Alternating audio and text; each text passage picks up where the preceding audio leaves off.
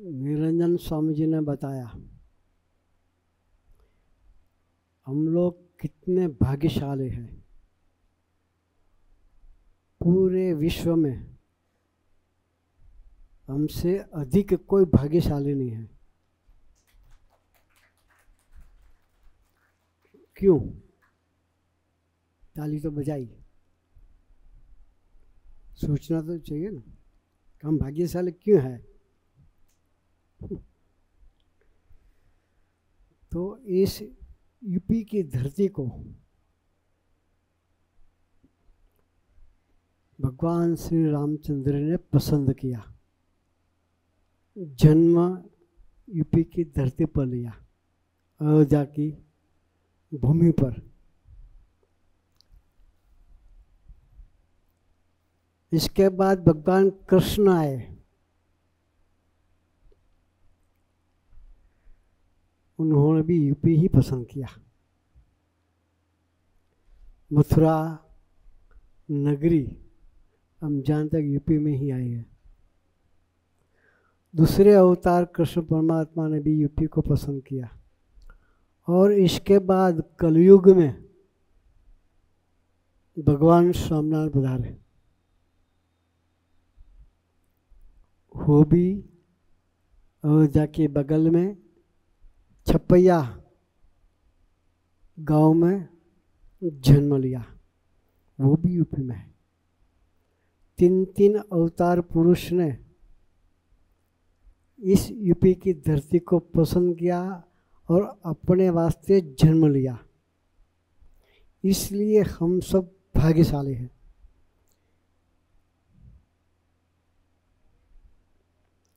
शास्त्रों में तो लिखा है कि भगवान की प्राप्ति कब होती है। लाखों साल की तपस्या करने पर भी भगवान मिलते नहीं। कितने लाखों साल की तपस्या करने के बाद भी भगवान मिलते नहीं है। निर्जन स्वामी ने बताया, भगवान मिलते हैं तो हम पहचान नहीं सकते।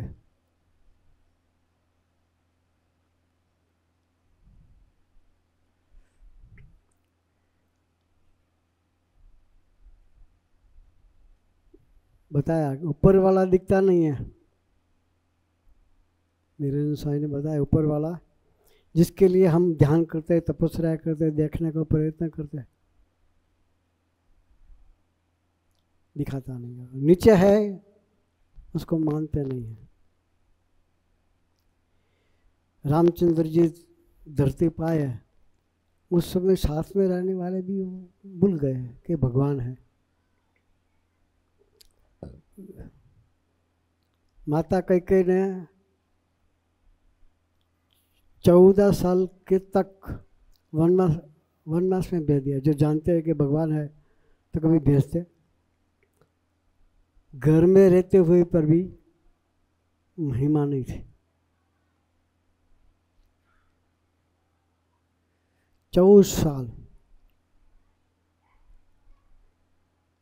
वनवास किया। हम लोग भाग्यशाली हैं। हमारा कोई पुण्य से भगवान धरती पर नहीं आए हैं।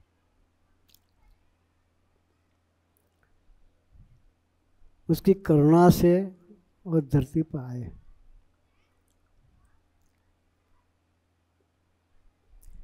हम जानते हैं रामचंद्र जी और रावण के साथ युद्ध होने वाला था। इसके पहले हनुमान जी, रावण ने सीता का अपहरण किया, हम सब जानते हैं। वो मायावी था। उसके मामा थे, उन्होंने सोनेरी मृग का रूप लिया। कैसा? वो सीता ने देखा कि वो सोने का मृग जा रहा है। राम को बोला हमको ये मृग लेके आओ, मुझे सोने का मृग चाहिए। वो सोने का नहीं था, वो तो मायावी था। इसलिए माया के रूप मृग का लेके वो उसका मामा चल रहे थे। और सीता जी ने बोला कि हमको ये मृग चाहिए, तो लेने के लिए रामचंद्र जी को भेजा। रामचंद्र जी ने बोला कि ये सोने का नहीं है, उसके पास इसके लिए झूठ प्रयत्न मत करो, सोचो मत। तो कहा नहीं, हमें चाहिए। उसको राजी करने के लिए, प्रसन्न करने के लिए रामचंद्र जी मृग के पीछे दौड़े। हम जानते हैं, रामायण आपने देखा है। तब रावण ने क्या किया, साधु का रूप लिया। साधु के रूप में जाकर भिक्षा का, इसके पहले जब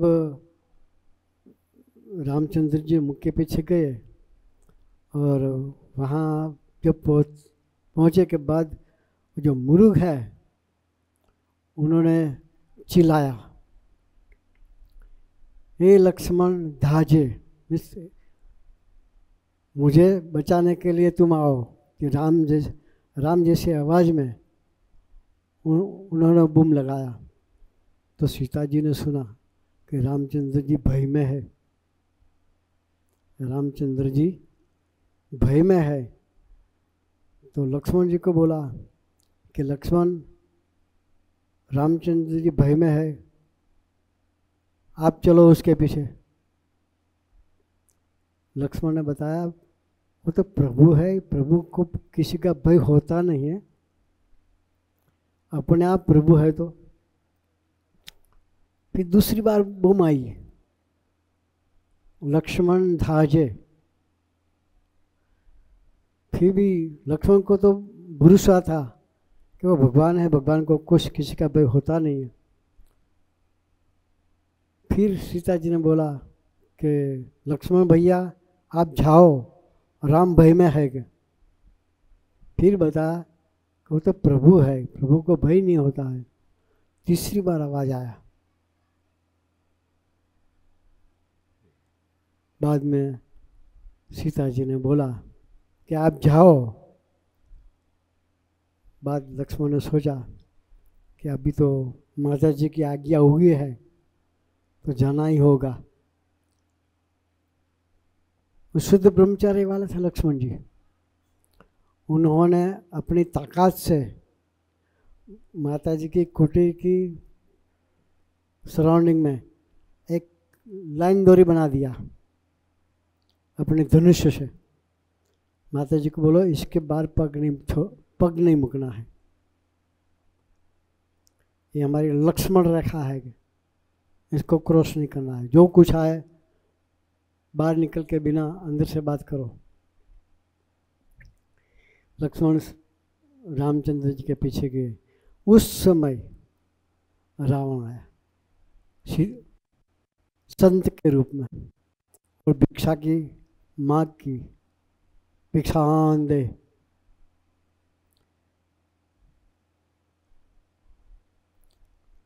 सीता जी बाहर नहीं आए। साधु आंगन में आए, भिक्षा मांगे, उसको कुछ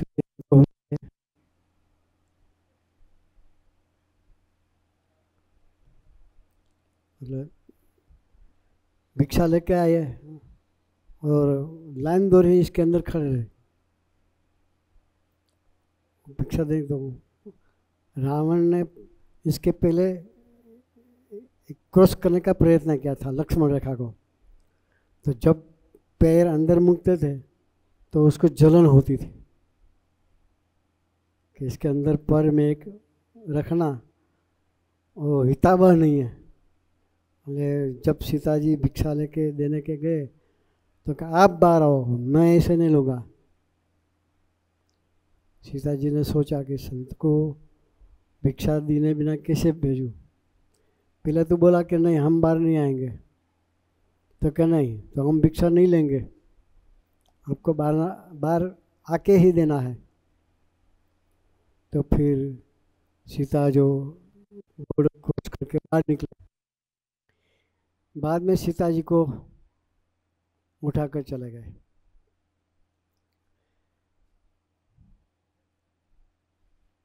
हम बात बताता है भगवान की महिमा की। और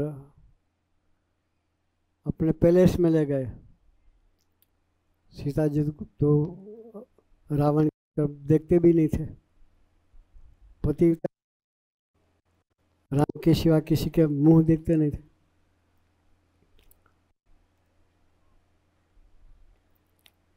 रावण प्रयत्न खूब करते थे कि हमें और देखे, हमको प्यार करे। सीता जी उसके तरफ देखते ही नहीं थे।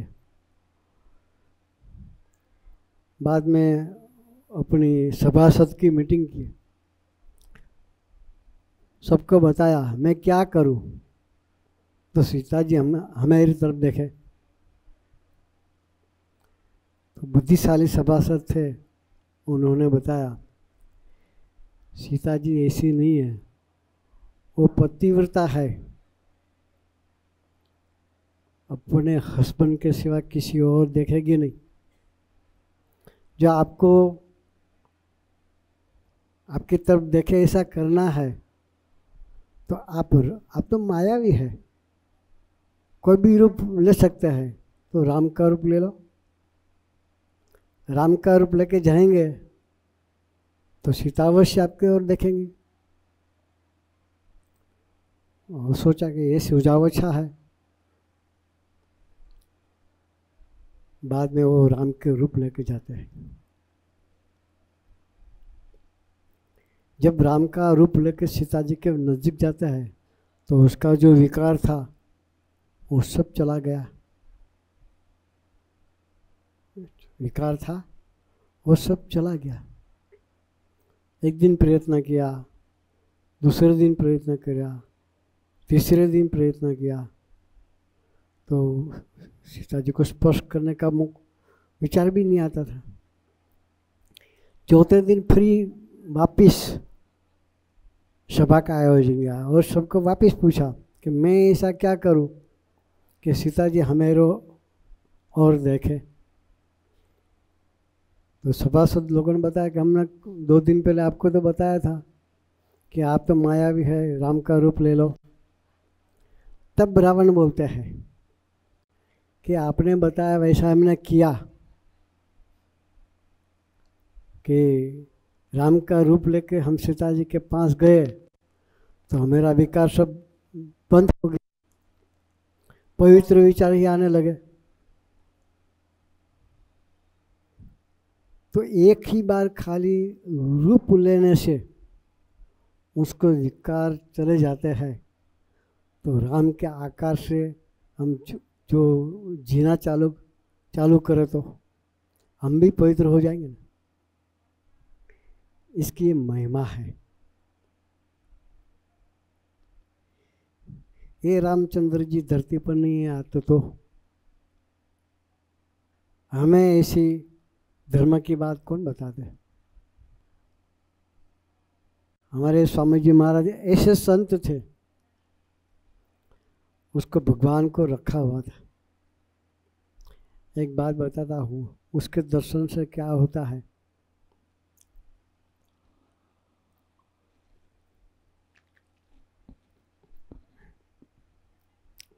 हम सबको मालूम है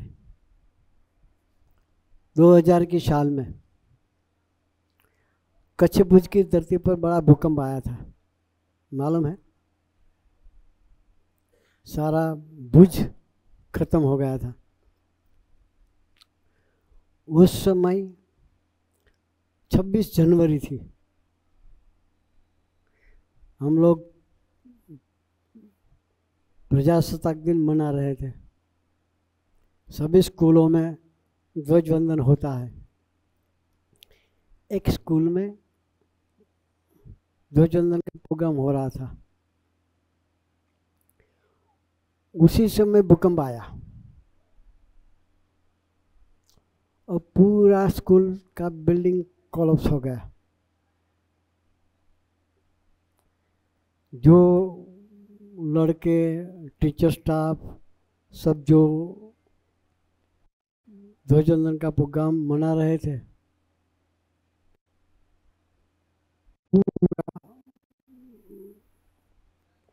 बिल्डिंग के नीचे सब, एक लड़का बचा था। किसी ने, संत ने आके उसको धक्का लगाया और बाहर निकल गया था, एक बचा था। ये पिक्चर देख के वो घबरा गया था।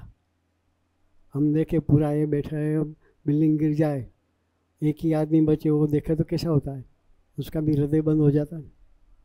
लड़का घबरा गया और जो संत ने उसको धक्का लगाया था, उस संत ने बोला, सोचो मत,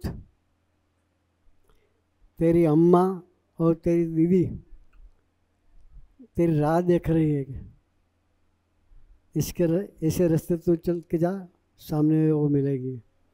પછી दूसरा बताया कि हमें तो सत्संग करना है। साधु कौन है मालूम नहीं था, सत्संग क्या चीज़ वो मालूम नहीं था। પછી बताया आज से 10 साल के बाद मैं आपको मिलूँगा। कितनी साल के बाद? 10 साल के बाद मैं आपको मिलूँगा। ऐसा कहकर लड़कों को बोला, ऐसे चले जाओ, तेरी माँ और बहन राह देख रही है। तो लड़का ऐसे चल के गया तो कोरने पे उसकी माँ और बहन खड़े थे, उसको जाके गले लगाया। बाद में उसका परिवार पूरा बम्बई में रहता था। बाद ये जब हुआ तब उन सबको लेके बम्बई चले गए, वहाँ स्टडी करता था अच्छी तरह से। जो इलाके में वो रहता था, 10 साल के बाद वहाँ पे एक बड़ा प्रोग्राम हो रहा था, तो सब लोग इनविटेशन के लिए सोसाइटी में गए थे। उस समय घर भी गए और बोला, कल प्रोग्राम रखा है, आपको आना है। वो प्रोग्राम में जाता है, यहाँ बड़ी स्वामी जी की मूर्ति लगाई हुई थी, और लड़का ने देखा कि ये महाराज को कहीं और देखा है, मालूम नहीं कहाँ देखा है, देखा है वो सही है। बहुत सोच पड़ गया, याद नहीं है कि कहाँ पे देखा है। પછી वो जो सभा थी उसको बहुत आनंद आया। उसने सोचा कि बहुत मज़ा आती है। उन लोगों ने कहा कि हम हफ्ते में एक बार ऐसी सभा करते हैं, जिसको इंटरेस्ट हो आते रहना। तो लड़का ने सोचा ऐसी सभा होती है तो हमें जाना है। तो हर इतवार की सभा में वो लड़का जाता था और स्वामी जी महाराज की मूर्ति के सामने बैठा रहता है। वो वही सोच करता है कि स्वामी जी को कहाँ देखा है, कहीं देखा है मालूम नहीं आता है। एक दिन स्वामी जी महाराज आने वाले थे बम्बई में, तो सबको बताया कि आज स्वामी जी महाराज बम्बई में आ रहे हैं और दर्शन के लिए एयरपोर्ट जाना है, जिसको आना है वो आ सकते हैं। लड़का ने सोचा पहली बार स्वामी जी महाराज के दर्शन होंगे, वो भी एयरपोर्ट पर पहुंचता है। ऐसे पूरे सब बैठ गए थे एयरपोर्ट पर, स्वामी जी महाराज आते पहले। वो लड़का 6 नंबर की रो में बैठा था। आगे से एक आदमी उठ के चला, बाहर निकल गया, तो वो खाली जगह देखे, वो वहाँ से बैठ के आगे बैठ गया। बाद में स्वामी जी महाराज आए। ऐसे स्वामी जी महाराज की गति से सोफा था, उस पर स्वामी जी महाराज बैठे। सब लोग ऐसे दर्शन करते निकलते थे। लड़का ने सोचा था स्वामी जी महाराज ने दर्शन किए, याद नहीं कब आ रहे हैं, कब दर्शन किए थे। बाद में स्वामी जी नज़दीक बैठा है, ऐसे उंगली करके बुलाया। लड़का ने सोचा कि हम तो नए हैं, स्वामी जी महाराज को पहचानते नहीं है, शायद हमको नहीं बुलाते होंगे। पीछे वाले को बोला। लड़के ने पीछे देखा घूम के कि स्वामी जी महाराज किसको बोल रहा है। फिर ऐसे देखा स्वामी महाराज जी को, मैं आपको बुलाता हूँ कि ऐसे करके स्वामी जी महाराज ने बुलाया और उसको प्रेम करके बोला कि 10 साल के पहले मैंने आपको कहा था कि 10 साल के बाद हम मिलेंगे, याद है क्या बताया, याद है? वो लोग का याद आ गया कि स्कूल के ग्राउंड में 26 जनवरी थी और जब भूकंप हुआ था तो जीएस संत ने हमको कहा था कि 10 साल के बाद मिलेंगे। वही स्वामी जी आज दर्शन दे रहे हैं।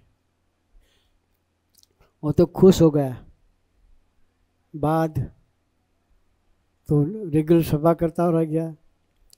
एक दिन उसके घर ज्योतिष आए थे,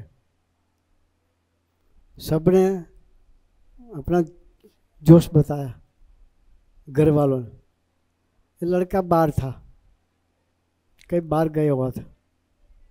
और बाद में परिवार वालों ने लड़के की फोटो बता के बताया कि इस लड़का की क्या भविष्य है। तो ज्योतिष ने देख के बोला, क्या मेरी मजाक कर रहे हैं? क्या बोलते हैं, मेरी मजाक कर रहे हैं? ये लड़का तो 10 साल से मर गया है। क्या बोलते हैं, ये लड़का तो 10 साल से मर गया है, तो कहना जिंदा है। हम नहीं मानते। उसकी ज्योतिष, उसकी कुंडली बोलती है कि जिंदा नहीं है, 10 साल हो गया मर गया है। तो परिवार वालों ने बताया कि नहीं ये जिंदा है, तो हम नहीं मानते। ये बात चल रही थी, वो लड़का अंदर आया